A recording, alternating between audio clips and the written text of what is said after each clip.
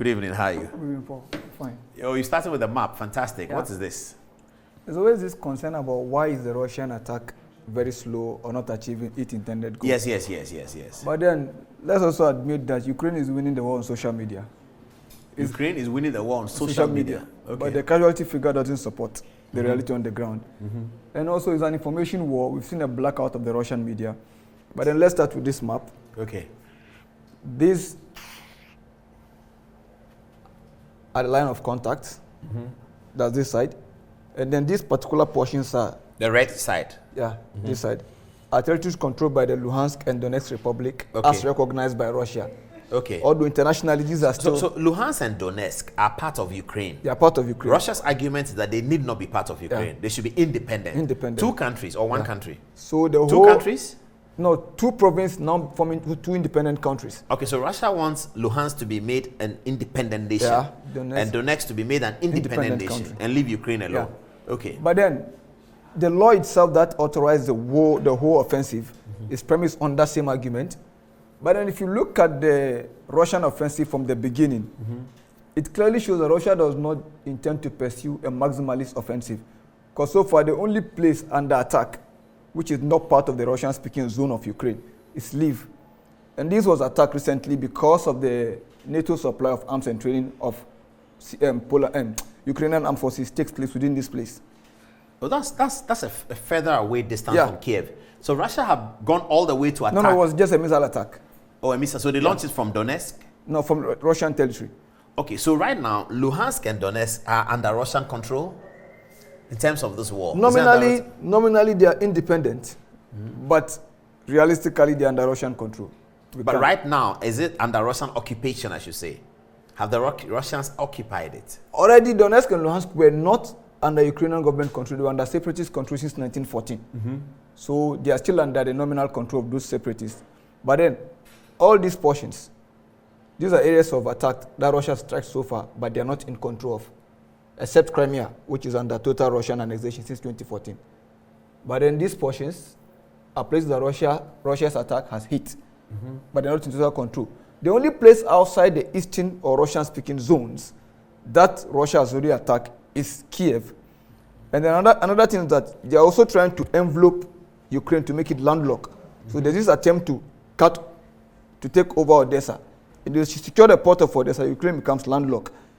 But then, let's commend the Ukrainian resistance also. Looking at Russia's might, they've also put out a good fight. Is it because they are getting support from NATO members? Because support, the British Prime Minister promised them Royal Air Force support. The Americans have today, Joe Biden or yesterday, Joe Biden told the American people that last year, Ukraine got support over $600 million in ammunition to support them. So is Ukraine being able to mount this resistance and to hold Kiev because they are getting physical ammunition from the West? It could even be that Western actors, military actors, are implementing these equipment so that British pilots are flying in and air-to-ground defense missiles is being manned by Americans. Is that possible? Well, that is a factor. The armed support has only extended the ability of Ukrainian forces to resist. But then the main fact is that you see Russia and Ukraine have always been part of one country for centuries. So they have similar military doctrines, similar military training. So they understand each other's way of fighting. And moreover, they all use almost the same weapon. You know, after the collapse of the Soviet Union, Ukraine inherited a lot of industries and retained some of the Soviet weapons. So they almost have the same weaponry and the same. So it's part of that. So they could predict or imagine or conceive some of the Russian attacks and predict how it will come from. So that also is another factor. And then these are some of the weapons that has been given to Ukraine so far. It's mostly anti-aircraft missiles that have been used to threaten. Given to them by NATO members? Yeah, by US precisely. Okay. But then there's also this division between NATO itself. Countries like Britain, France, and America prefer to send this kind of weapons and then try to limit the war within Ukraine. But countries on the flanks, like Poland and Hungary, are more scared and concerned. So they are more forceful in their rhetoric. You know, there was this attempt by Ukraine and by Poland to relinquish control of 28 MiG-29s to Ukraine. because they are more afraid that if Russia is able to secure full total control of the country, then they may be perhaps next. They may be next. So there's that division between NATO members, those on the flanks, eastern flank, and those in the periphery. They have that kind of. Okay. And then another issue is that there's been shortage of gas in Europe, and then the price hike.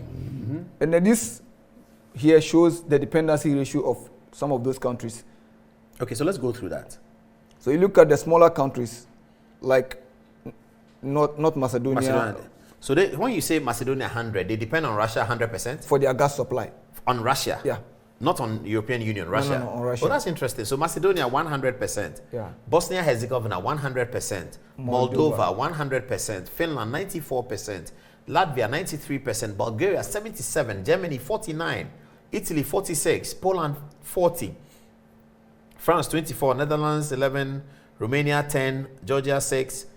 Ireland 0%. Ukraine 0%. Ukraine doesn't need gas from Russia. Ukraine is a transit route. And that is why that was one of the issues why US had with, what do you call it, Russia over the Nord Stream gas pipeline.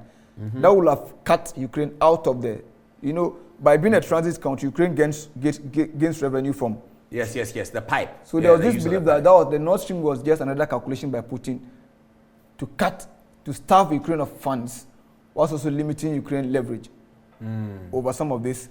I see. That's an interesting dependency on Russian oil. And then you could also see there's a proximity issue also. These ones are more closer to Russia. So there's more. But then the only controversial one will be Georgia, despite proximity to UK. To Russia, Georgia precisely. Even Stalin himself is actually a Georgian and not a Russian. Oh, I see. Yeah, Stalin. I see. He's a Georgian by nationality and ethnicity. So why are they taking 6%? Is that they don't use much or they have some of their own? I think they should have, but I'm not really sure. But then, this will have been a pure geographical issue aside the Georgian case. I see. And so here you have the distribution of Russian gas pipeline from Russia across Europe. So where's Germany? I think this is Russia. So this is Finland, Sweden. Germany should be around this side. Yeah. Because Poland is here. Germany should be around here. Okay. And it goes all the way. But then, Nord Stream, what do you call it, pipeline tends to just cut off those. Officially, it is meant to supplement. But one of the issues was that's Germany over there. Yeah. Receiving the line. Yeah, and that they're supposed to come through the Baltic Sea. Straight, the pipeline just goes straight. I see. But then, once it is meant to, what do you call it, cut the dependency or supplement the other pipelines, to most NATO members like US and the likes, it increases Europe dependency on Russia. And that gives Russia leverage over those countries in terms of political decision making and security, concern. But then, I think another thing we must understand is that in as much as we want to blame Russia for being aggressive, fine, Russia might use force. But let's also understand one thing that, what do you call it? Sovereignty, I've always had a lot of sovereignty issue. Sovereignty can never be absolute. It's relative because we have good neighborliness. Your sovereignty must not threaten mine, and mine must not threaten yours. And that is where we have to look at who threatened who in the context. Within the context of the ICC thing that Joe Biden is talking about. For the ICC thing, let's talk about that. Joe Biden himself is culpable criminal. Why? If you and I should shield the criminal today, we are betting crime. That is a crime. Yes, right? Who is Joe Biden shielding? Shielding Saudi Arabia from the war crimes in Yemen. What has Saudi Arabia done? They committed war crimes in Yemen. From 2015, when they intervened against the Houthi rebels, up till now, they've been bombarding hospitals and the rest. And the casualty rate of the war is 100,000. Out of the 100,000, 12,000 casualty are children. Which war? Yemen? Yemen war. Against Saudi Arabia? Yeah. Saudi Arabia is fighting Yemen? It's fighting Houthi rebels who took over control of the state. But the question is that we are... In Yemen? In Yemen. What has that got to do with the White House in America? Arms sales. Who is selling to whom? America, Britain, and the rest selling arms to Saudi Arabia. To continue the war against Yemen. And the arms are being used against civilians, including students. The casualty rate over 100,000. Out of the 100,000, we have 12,000 children. If this does not prompt the West morally to sanction Saudi Arabia, on what ground can they justify the criminal charges against Putin? I'm not saying that there's no war crime. No, that's interesting. I like the analysis. And then secondly, Karim Khan himself cannot be a neutral prosecutor in this case. Who is he? He is the ICC prosecutor. ICC prosecutor. Appointed by whom? There's a way the judges within the ICC elect the prosecutor through a secret ballot, so he won. But the question is that, prior to his ascendancy, we have Fatou Bensouda from Gambia. She intended to investigate war crimes committed by U.S. forces in Iraq and Afghanistan. And I don't think there's even the need to go and scout for evidence, because we saw Abu Ghraib in Iraq. And we hear the reported cases of war crimes in Bagram Air Base. And out of frustration and concern, Trump threatened to sanction ICC, which clearly shows that there were evidence to prosecute American soldiers, because if you have nothing to hide, you don't have anything to fear. Yeah. But when he came to the office, the first thing he did was to cancel the whole process. So by taking that decision, he has sided with the West. So how can he be a neutral prosecutor in this case? Is he a Muslim, Karim Khan? Yeah, he's of, I think, Southeast Asian origin. I don't know whether India or Pakistan. But he was born in Britain. Oh, okay. But he's of Southeast Asian descent. And then to prosecute a case in ICC, these are the jurisdictions of which cases can be brought, one by a state party. And viewers, we are talking about this because the American President Joe Biden yesterday called Vladimir Putin a war criminal, and Vladimir Putin's response to that is that what Joe Biden has said is unforgivable. So it's beginning to be a rhetoric war about ICC. So we are trying to isolate the basis on which one or another can be prosecuted for an ICC offense. Yeah, go on. So one, a state party could bring the case to the ICC. And second, the Security Council could refer. Yeah. And then tell the prosecutor himself.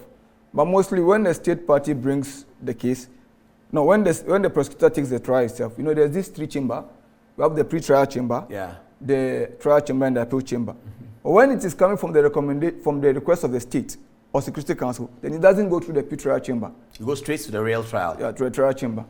So in this case, Biden is positioning himself to be the state party, making that Ukraine itself requested ICC involvement in this context. Okay. To investigate the So Ukraine will be the state party complaining about Russia's aggression. But even though Ukraine itself is not a party to the ICC. Even Russia is also not a party, they've not ratified it. But I think there was this condition attached to it why they could do that. Okay. And then, so these that's what you were talking about, yeah. And then this Article 7 defines of the ICC protocol. Yes. Defines what constitutes war crime. Okay. Murder, extermination, enslavement, deportation, forcible transfer of people, or torture, rape. Then if we go through all this procedure, then it still falls back to my point that Biden lacks the moral ground to call Putin a war criminal, because he himself... I'm interested in the crimes that they've outlined over there. Let's go to the next one. It starts from here. Murder. Extermination is what? What does that mean? That is mass killing of people. Just maybe attempt to just wipe. Something like enslavement. What does it mean? Anytime there is war, people are held involuntarily. And they are being forced to carry out forced labor. For example, prisoners of war are not supposed to be, abused. Okay. So if soldiers are captured as prisoners of war, they are not being forced to work. That becomes enslavement, because they have protection under the Geneva Convention. That they shouldn't be tortured. They should just be treated fairly and dignity. Deportation or forcible transfer of population. Those who are running away. And this is where we can also see Biden. Why? Israel has continued to depopulate Eastern Jerusalem, which is Arab dominated. But this doesn't constitute war crime for Biden. But Eastern Jerusalem, is it for Arabs? When you say it's Arab dominated, is it? First of all, by it for Arabs? By international law, the entire West Bank and Eastern Jerusalem is an occupied territory. Occupied by Israel. By the United Nations? No, by Israel. By Israel. Okay. That is why Israeli building of settlement is challenged. So by condoning... The Golan Heights is an occupied territory. Yeah. So by condoning all these things... The occupation and the apartheid practiced by the occupation. But the occupation is as a result of war, isn't it? That's the 1969. For example, 1969 5-day war is what occasioned this occupation. Even when you conquer territory, you are not supposed to change the demography of the area. People should enjoy their liberty to live where they choose to live. Yeah, but the Arabs can live in East Jerusalem. Recently, you can go and check Sheikh Jarrah. This attempt to just clear everybody from that part. That is extermination. That is forced transfer of population. This doesn't constitute war crime for Biden. Then he lacks moral ground to tell us who is a war criminal. Okay, that's interesting. Okay, go on. We finish this one. Yeah. Did I see enforced prostitution? Yeah. What is enforced prostitution? For example, usage of women as forced labor, as sex, to sometime during the war. Like what the Japanese did in Second World War. Exactly. Okay. And what is alleged to be happening to be carried out by Lord Resistance Army. Joseph Kony in Uganda and Central African Republic. So these kind of things. What is forced pregnancy? I think it's forced pregnancy. And then there's enforced sterilization. What's that? Sometimes sterilization can be carried out just to wipe out the population. I so see. rather than using the gun, you sterilize them so they don't reproduce, and then gradually you change the Sterilize them by giving them medicine or injection? Injection or whatever, so they don't produce, and then you limit. Men or women? Women. Okay. Mostly. In that case, since they don't produce, you are gradually wiping out the entire population. Yeah. Sexual violence, I can understand. Yeah. Persecution, I can understand. Okay. So all these things. Enforced disappearance of persons. And Apartheid means what? I think any system of governance that is akin to what we had in South Africa is apartheid. And then thank God being so fair and kind, Human Rights Watch and I think Amnesty International have just declared, per their report, that Israel is enforcing apartheid on the Palestinians in occupied territory. That is not war crime for Biden. He lacks the moral ground to So that is against Hamas and Hezbollah. You see, yeah, against Hamas and Hezbollah. But the reason why we are here is one. You see, had Putin invaded pro-Western countries, there would have been this uproar. Pro-Western countries? What do you mean? Like Britain? Saudi is committing war crime in Yemen. Yeah. But because Saudi is an American ally, fighting a perceived Iranian ally, it is cool for Saudi to bomb the country to prehistoric age. Okay. But because Putin is attacking pro-Western ally, it is not a war crime. Pro-Western, selective approach. So you are saying that if Putin were attacking, say, India? No, or China, India is pro. If Putin was to attack North Korea or Iran, they won't say anything. It would have been glorified. I see. So, okay, we don't know that yet. So these are the demands for Russia. Yeah, these are recognition of Crimea as part this of negotiation. Russia. Recognition of Luhansk and Donetsk as independent. Freeze of NATO membership bid and official neutrality of Ukraine. Arms and troops limitation. That's what Russia wants. Was demanding. Okay, all right. But then let's forget, this shows that Zelensky miscalculated. Because initially all Putin requested was written guarantee. Okay, now Putin is going harder. And to understand that the guy even really miscalculated, Moon Jae-in, South Korea. Oh, there's more. Immediate ceasefire and withdrawal of Russian troops. This is Ukrainian demand. So immediate ceasefire and withdrawal of Russian troops. Security guarantees from allies like America, Britain, France, and Turkey. This is their demands on who? Who are they making these demands on? If he is to accept some of the conditions Russia is imposing on Ukraine, then perhaps he equally needs guarantee that after accepting that demands, Ukraine will also be safe for future. And for that, he wants guarantees from America. Yeah. But is America part of this negotiation? You know, for example, if you look at the Cyprus case, the division between Northern Cyprus and the Southern Cyprus, one of the reasons why Turkey intervened was that as at 1961, Cyprus was being given independent. Britain, I think Turkey and another country were guaranteed powers because the northern part of Cyprus has Turkish population and the south had Cypriot Greek population. So sometimes when there's issues like that, some countries come to stand as guarantor for others. So in this case, this will not be that in case of Russian aggression, then militarily these countries will not have the right to intervene. Okay. That becomes more like a security guarantee. I get it. Let's move on. We have a little time. And then... So what's this? There's this report of Russia bringing fighters. Another reason for that is that if you look at the current approach, two things might be seen in the first place. Russia appears not really want to expand its zone of operation. The goal was just to repeat what was done in Syria. You know, in Syria, there was this issue of encirclement, sieges, and then you starve the people to surrender.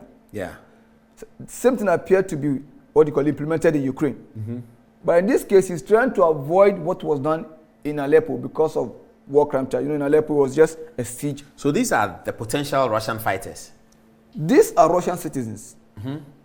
But then you see, in Russia, the states are called republics. Some have varied degree of autonomy. And in certain parts of Russia, you have Muslim population. So one of those places which is highly Muslim and considered Muslim is Chechnya. And these are part of the Chechnya security forces that are being called Kadyrovites. Nominally, they are under Russian National Guard. But in reality, they are under full control of Ramzan Kadyrov, who is a Putin ally. So the naming that these people are Chechnyan fighters itself is deceptive. So why are they relevant to our conversation? They are part of the fighters that are being brought in to Ukraine. Initially, they were not part of the fight. It was what kind of fighting do they fight? Guerrilla? They are more effective in urban combat, urban warfare. And that is what is lacking in Russian troops, for example, those present now. So the urban warfare means that they are kidnappers, they can pick up children from the streets and that kind of thing? Because of the dense population of urban cities, You have to fight block by block, door by door. And that makes it... Oh, okay. Is that them? Yeah, is it the kind of those are the people we're talking about? Yeah, those are the Chechnyan fighters. I see. So they come, so like they're infantry working on the ground. Yeah. And they also give Putin, what do you call it? And they also give Putin plausible deniability. Wow. And another unique thing about these particular fighters, they are also majority Muslim. And that's why you could see these pictures of saying Muslims have been brought. So the fight is not trying to take a religious, what do you call it? What is the majority religion in Ukraine? Is it Catholic? No, Eastern Orthodox. Eastern Orthodox. Yeah, just like Russia. And then aside that, the attempt to bring fighters, volunteers, the so-called volunteers, they will actually be volunteers. The so-called volunteers from Syria. From where I stand, I tend to see it to be an attempt to bring pro-Iranian factions in Syria. Okay. And if anything, this is the former general that was killed by, what do you call it? Oh, this is killed by Trump when he ordered the strike, Qasem Soleimani. Yeah. If that being the case, then Qasem Soleimani is equally fighting the West in death as he fought them when he was alive. I see, because these are his handiworks, this kind of people. Yeah, if the Syrian volunteers, when the Syrian civil war erupted, because the government is made up of Shia minority, unlike Syria being a Sunni majority country, there were huge defections from the Syrian armed forces to the rebel side. So there was this lack of manpower in the Assad fighting force. So Iran has to send in combatants to fill the vacuum. So we had, and Iran has a lot of assets that will be very crucial to Syria and for Russia. You have the Liwa Fatimiyun, which is made up of Afghan Shia who are fighting in Syria. You have the Liwa Zainabiyun, which is made up of Pakistani Shias who are fighting in Syria. You have the likes of Hezbollah. Mind you, Hezbollah is the most powerful non-state actor in the world in terms of armament. It has over 160,000 missiles. And then you have the likes of Kataib Hezbollah from Iraq, Asab al-Haq. So the list goes on. And these are very good fighters. It took the intervention of Iran-trained Popular Mobilization Forces to halt the advance of Islamic State militants when they embark on their assault. That should tell you they are very experienced in urban combat, and they are very motivated because for them, fighting in the battlefield is not just a political or moral duty, but a religious duty. Because they swear allegiance to the Iranian supreme leader, Ali Khamenei. And if you understand the Iranian concept of governance, the Shia governance, serving the supreme leader itself is like... Supreme leader Ayatollah Khomeini. Yeah, Khamenei, not Khomeini. Khomeini was the former one. Oh, he's died. The current one, Khamenei. So fighting or obeying the will of the supreme leader is tantamount to obeying the will of God. Yeah. So when they are going, they are not mostly in pursuit of material things because they see it to be more of a spiritual duty. So that makes them more motivated than a mercenary. That might be a reason why Putin is not this time around inviting the Wagner group and trying to use these ones. And another thing is that aside giving him combat experience, like people with combat experience, it also afford him, another leverage. One thing that affects great power sometimes we go on war, is the casualty rate. US left Vietnam because of the huge casualty rate, not because they lacked the weapon to fight.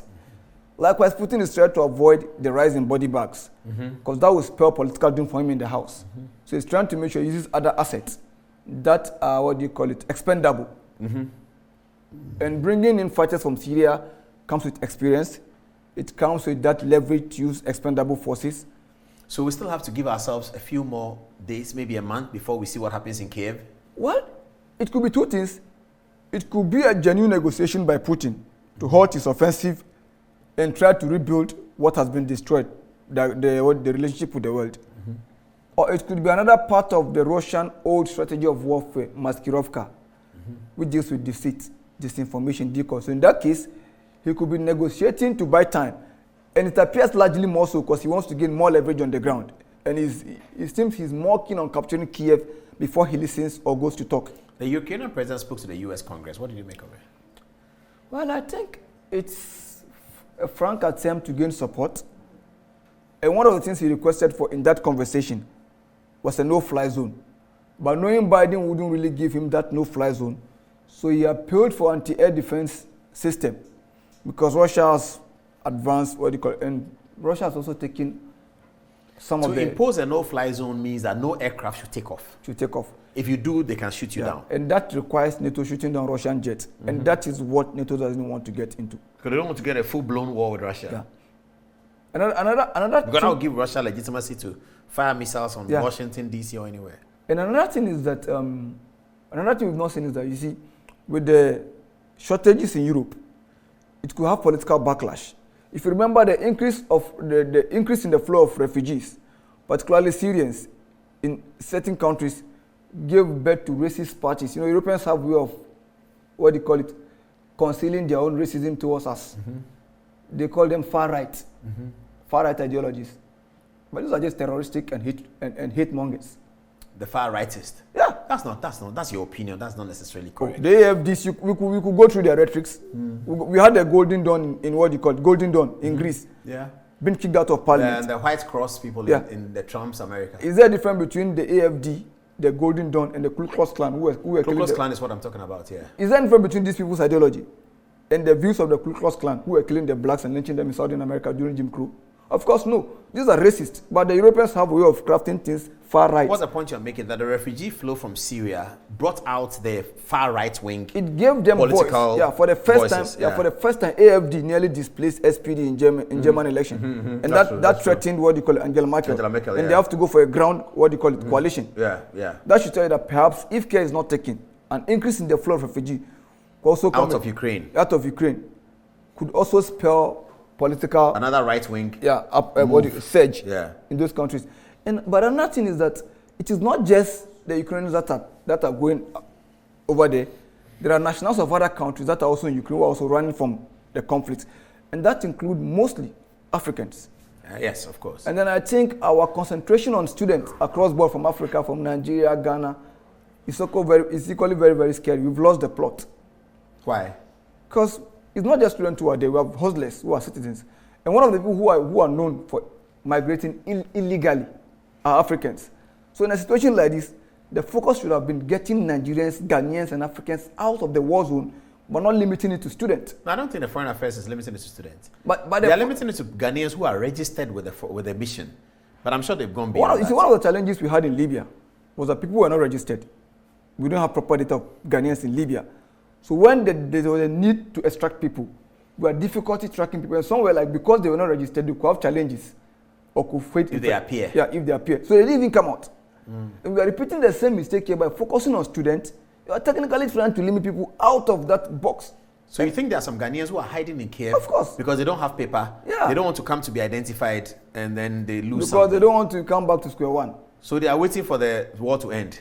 So I think the first thing they're waiting for the war to end, and they're hoping to just get a way of entering to neighboring countries. Yeah. You know, there's also this rumor that even at the evacuation point, blacks were being pushed aside for white. It came. But then my focus is that in as much as that will bring the rise of far-right ideologies, as they say it, I see it to be racist. I wouldn't hide that. I don't agree with that balance. But then, we on our side have also lost the plot. We need to focus on citizens, not selective approach of students and non-students. You know, that's a very good point. We actually have the same thing with Rwanda. When the whites, UN and the French forces were taking the Europeans out, and blacks were being left to butcher each other, Africans folded their arms. It took the RPF to get into Kigali before the genocide was stopped. So it was a non-state actor that ended the genocide, not the neighboring states. And that is very bad. Although there's also another thing we need to be proud of as Ghanaians. Whilst all the UN contingent were working out, the Ghanaian contingent remained. Yeah, that was only battalion that stood their ground and protected civilians. I think that's something we should be proud of. Absolutely here, Alhassan Bello. That's very interesting, and we're going to keep an eye on Ukraine.